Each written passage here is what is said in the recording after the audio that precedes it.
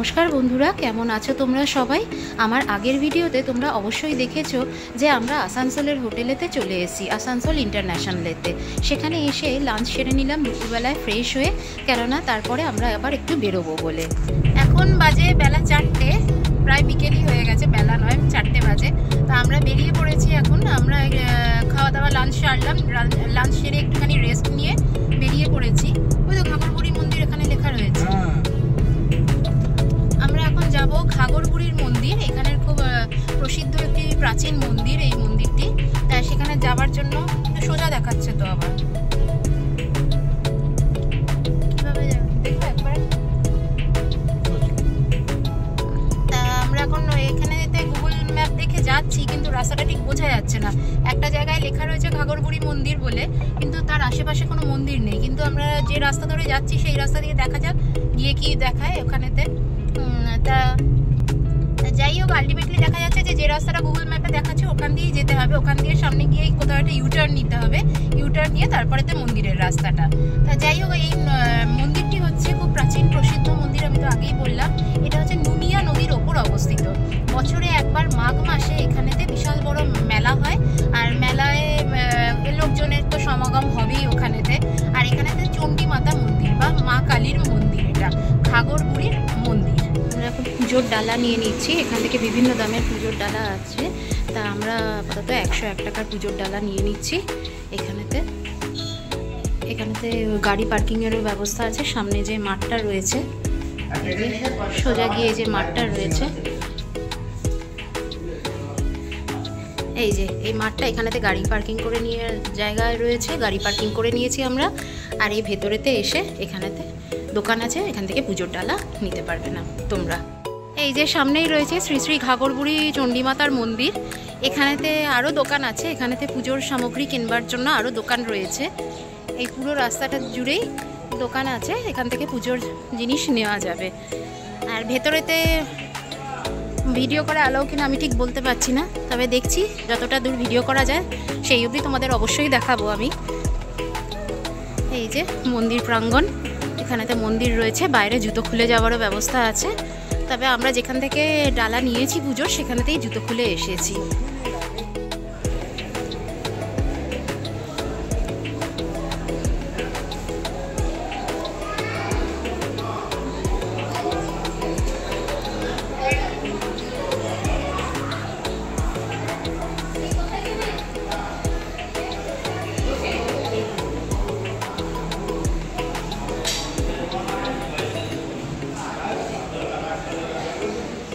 করে পুজো দেওয়া হয়ে গেল। মন্দিরের ভেতরেতে ফটো বা ভিডিও করা নিষেধ ছিল, ওই জন্য ওখানে মন্দির প্রাঙ্গণের মধ্যে একটা বিয়ে হচ্ছে। একজোড়া দম্পতি ওখানেতে নতুন জীবনের জন্য শুরু করছে, ওই জন্য মায়ের মন্দিরকেই শ্রেষ্ঠ জায়গা হিসেবে ওনারা বেছে নিয়েছেন। ওই জন্য ওখানেতে সেই ভিডিওটাও করতে পারলাম না, কেননা মন্দিরের ভেতরেতেও ভিডিও করা যায় না, সেই জন্য। তা যাই হোক, মন্দিরের পুজো দিয়ে আমরা বেরিয়ে এসেছি। এই সামনের রাস্তাটা খালি পায়ে হাঁটাটা খুব টাফ হয়ে যাচ্ছে, কারণ এত এখানেতে নোংরা পড়ে রাস্তায় যেমন হয় আর কি, সেই জন্য পায়ে প্রচুর ফুটছে। তা যাই হোক, মায়ের মন্দিরে এসেছি যখন, তখন খালি পায়ে যাওয়াটাই শ্রেয়। আমি তাই ভাবছি যে আমি এইটুকুনি রাস্তা হাঁটতেই আমার কত কষ্ট হচ্ছে খালি পায়ে, কিন্তু যারা শ্রাবণ মাসে মাইলের পর মাইল হেঁটে বাবা তারকেশ্বরের মন্দিরে খালি পায়ে হাঁটেন, কিভাবে যায় তারা। সত্যি এগুলো বাবার অশেষ কৃপা, না হলে হয় না। এগুলো ঠাকুরের কৃপা ছাড়া কেউ এরকম পারে না। যাই হোক, চলো এখানে থেকে আমরা বেরোই। বেরিয়ে পুজোর এইগুলো ডালাটা যেটা, ওটাকে একটু প্যাক করে নিই। এটা দিয়ে যাবো, প্যাক করে নিই। তারপরেতে গাড়িতে উঠে ওখানেতে শীষমহল বলে একটা জায়গা আছে, শীষমহলেতে যাবার চেষ্টা করব যদি খোলা থাকে। শীষমহল আছে, আর ওখানেতে একটা মিউজিয়ামও আছে। যেমন আমাদের কলকাতায় মাদার ওয়ার্কস মিউজিয়াম আছে না, ওই রকম এখানেও একটা মিউজিয়াম আছে। তা সেই মিউজিয়ামটাতেও যাবার চেষ্টা করব যদি খোলা থাকে, কেননা কটা থেকে খোলা জানা নেই। তা দেখি, দেখে তারপরেতে একবারে যাব। বিশাল বড় গন্ডগোল হয়েছে। আমরা যে শীষমহল লোকেশনটা দিয়ে এসেছিলাম গুগলেতে, তাই সেটা আলটিমেটলি বেরিয়েছে এই যে Sheeshmahal marriage hall. Sheeshmahal marriage হলের লোকেশন ধরে নিয়ে চলে এসছে। আমরা আধ ঘন্টা বিভিন্ন গলিগালা দিয়ে ঢোকার পর এখানেতে এসেছি। দিদি এদিক দিয়ে গাড়ি বেরোবে? বড় রাস্তা আছে তো? আচ্ছা ঠিক আছে, আচ্ছা আচ্ছা ঠিক আছে। তাই এখানে এসে আর আলটিমেটলি দেখছি মানে রাস্তা বেরোবার রাস্তা আমরা খুঁজে পাচ্ছি না, কোনখান দিয়ে বেরোবো, এত সরু গলি এখানটায়। টোটো আসছে, দাঁড়াও, দাঁড়িয়ে যাও। তাই একজন দিদিকে জিজ্ঞেস করলাম, উনি তো বললেন এদিক দিয়ে সোজা গেলে গাড়ি বেরোবে, দেখা যাক কি হয় অবস্থা।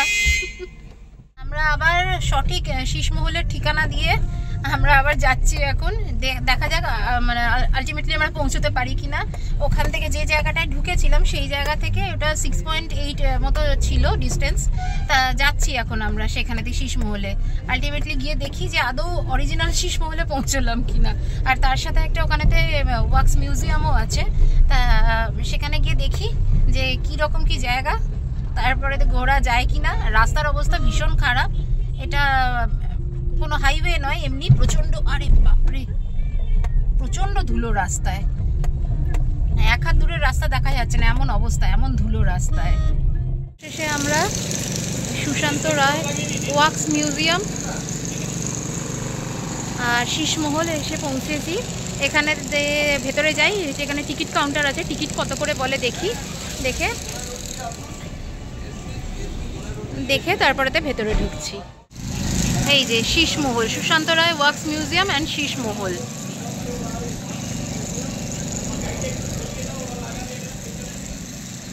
এটা হচ্ছে এন্ট্রেন্স, এখানেতে 100 টাকা করে টিকিট লাগলো। 100 টাকা করে টিকিট দিয়ে আমরা এই এন্ট্রেন্স এখানেতে ঢুকছি।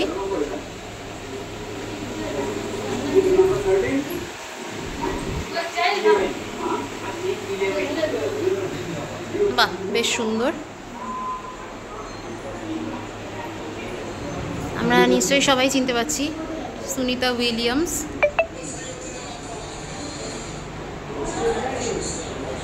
রোনাল্ডিনহো, পাশে অবশ্য নামও লেখা রয়েছে।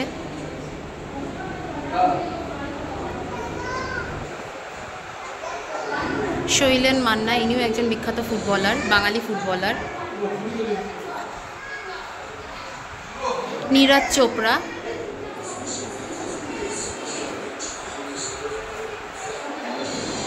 মুরলী মহারাজ, পাশে লেখাও আছে, সবার নামই এখানে পাশে লেখাও আছে। আর সেই বিখ্যাত কোন বানেগা করোড়পতি শো, মিস্টার অমিতাভ বচ্চন এখানে বসে রয়েছেন হট সিটেতে। এখানে ইচ্ছে করলে তুমিও বসে এখানেতে ওনার সাথে কোন বানেগা করোড়পতি খেলে নিতে পারো।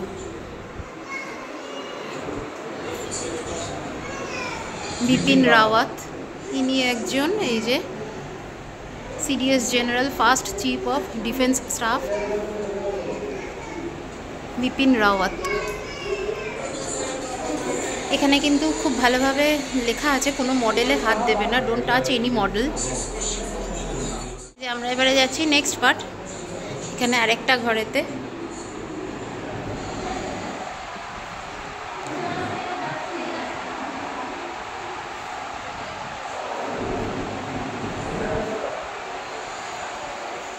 এই ঘরগুলো বন্ধ আছে, নো এন্ট্রি এখানেতে।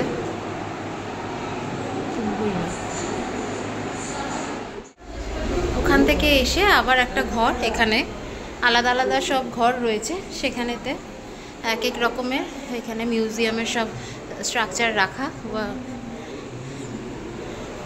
আচ্ছা, তোমাদের সবার কাছে প্রশ্ন রাখলাম, ইনি কে বলো তো?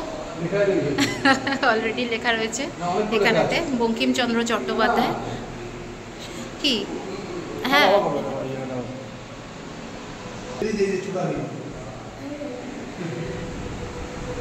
বঙ্কিমচন্দ্র চট্টোপাধ্যায় আমাদের বিশ্বকবি রবীন্দ্রনাথ ঠাকুর।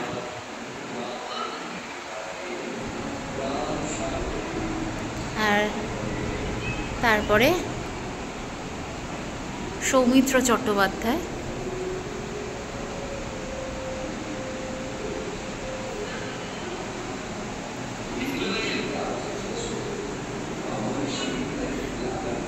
তারপরে উৎপল দত্ত। বাহ, কি অসাধারণ না, একবারে মনে হচ্ছে যেন জীবন্ত। বিরাট কোহলি।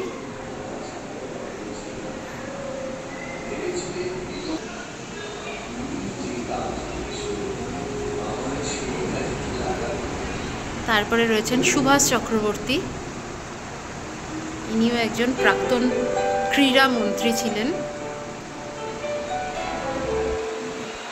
উত্তম কুমার, বিনোদন জগতের মহারাজ উত্তম কুমার, তার সাথে সুচিত্রা সেন, সেই উত্তম সুচিত্রা জুটি।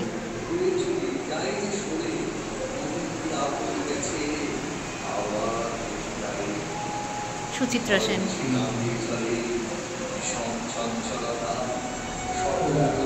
শঙ্করাচার্য মহারাজ,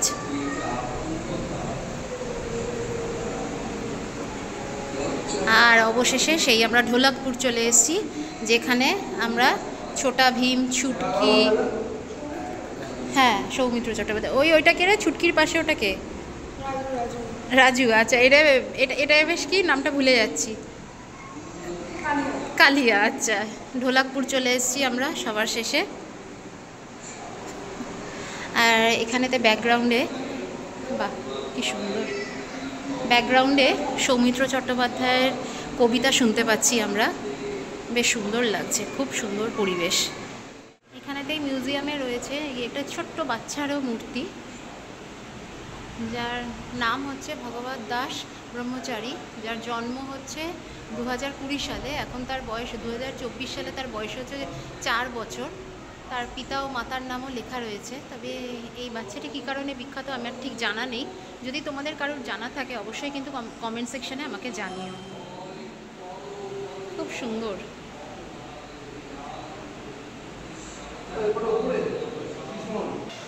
এরপর আমরা উপরে উঠে যাচ্ছি, ওপরেতে শীষমহল আছে, সিঁড়ি আছে, সিঁড়ি দিয়ে ওঠার রাস্তা আছে এখান দিয়ে। শুরুতেই আমরা দেখতে পাচ্ছি একটি কাঁচের ফ্লাওয়ার ভাস, বেশ সুন্দর। শীষ মানেই আমরা জানি কাঁচের তৈরি সব জিনিসই থাকবে, কাঁচের দেয়াল থাকবে। শীষমহল, টাইমিং 10 মিনিট, 10 মিনিটের জন্য। বাহ, দরজাটিও কাঁচের। এখানে লেখা আছে, হাত থেকে মোবাইল বা কোনো ভারী জিনিস পড়ে গিয়ে যদি শীষমহলের কাঁচ ভেঙে যায় তার জন্য 1000 টাকা জরিমানা হবে। মেঝেটিও কাঁচের, অপূর্ব কারুকার্য।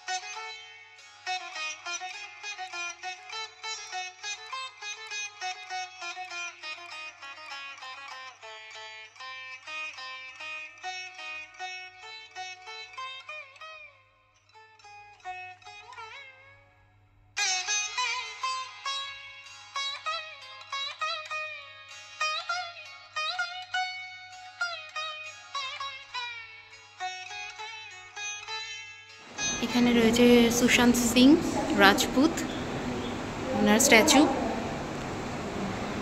তারপরে রয়েছে একসাথে SRK আর সোমনাথ ভট্টাচার্যির। সোমনাথ ভট্টাচার্য যদিও স্ট্যাচু নয়, জীবন্ত মূর্তি। SRK রয়েছে, আর তার পাশে আছে সুরসম্রাজ্ঞী লতা মঙ্গেশকর। আর তুই নাকি? লতা মঙ্গেশকর রয়েছেন। তারপরে রয়েছেন সবার প্রিয় নেতাজি সুভাষচন্দ্র বোস। তারপরে রয়েছে সেই চার্লি চ্যাপলিন, যারা ছেলেবেলায় সবাই এনার ভিডিও দেখে আমাদের হাসতে হাসতেই কেটেছে, সেই বিখ্যাত চার্লি চ্যাপলিন। আমি তো আগে ভীষণ চার্লি চ্যাপলিন দেখতাম, তবে ইদানিংকালের বাচ্চারা মিস্টার বিন দেখে বড় হয়েছে। আমাদের ছোটোবেলা কেটেছে কিন্তু চার্লি চ্যাপলিন দেখে। তারপরে রয়েছেন অমিতাভ বচ্চন।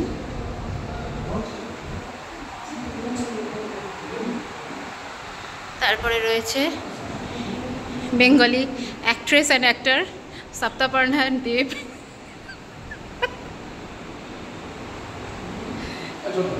চলো, হ্যাঁ, বেশ সুন্দর, খুব সুন্দর একটা জায়গা ঘোরা হলো, বেশ সুন্দর লাগলো। হ্যাঁ, সুভাষচন্দ্র বোস, হ্যাঁ দেখেছি। আমরা এসে গেছি হোটেলেতে। হোটেলে এসে ফ্রেশ হয়ে বসলাম, এক কাপ কফি নিয়েছি দুজনেই, সোমনাথ আমি দুজনেই কফি নিয়েছি। আর কফি খাওয়া হচ্ছে, আর এখন একটু স্ন্যাক্সের অর্ডার দেওয়া হয়েছে, স্ন্যাক্সটাও আসবে, তবে এক্ষুনি না, স্ন্যাক্সটা ওই 7টার সময় বলা হয়েছে, 7টার সময় দেবে স্ন্যাক্সটা। এখন বসে বসে কফি খাচ্ছি, কেননা অনেকক্ষণ ধরে সেই সকালবেলায় বেরিয়েছি তো, সারাদিনের মানে খুব জার্নি হয়ে গেছে। দুপুরবেলায় খেয়ে দিয়ে উঠে একটু মানে বেশিক্ষণ রেস্টই নিইনি, তারপরেই বেরিয়ে গেছি।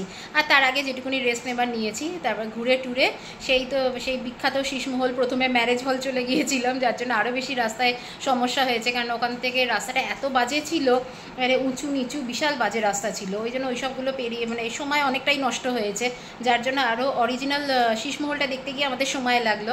তা চলে এসেছি এখন হোটেলেতে, একটু রেস্ট নিয়ে তারপর স্ন্যাক্সটা দিই, স্ন্যাক্স খাবো। আমাদের স্ন্যাক্স চলে এসছে, বেবিকর্ন নিয়েছি, বয়েলড বেবিকর্ন, আর তার সাথে নেওয়া হয়েছে মঙ্গোলিয়ান চিকেন। এখানকার দাদারা এটাই সাজেস্ট করলেন যে মঙ্গোলিয়ান চিকেনটা একবার ট্রাই করবার জন্য। তা যাই হোক, আমার ভিডিওটা আজকে এখানেই শেষ করছি। তোমরা সবাই খুব ভালো থেকো, সুস্থ থেকো, সাবধানে থেকো। আর যদি ভিডিওটা ভালো লেগে থাকে চ্যানেলটা সাবস্ক্রাইব করে নিয়ে একটা লাইক করে দিও প্লিজ। তোমরা সবাই খুব ভালো থেকো, সুস্থ থেকো, সাবধানে থেকো। দেখা হচ্ছে একটা নেক্সট ভিডিওতে।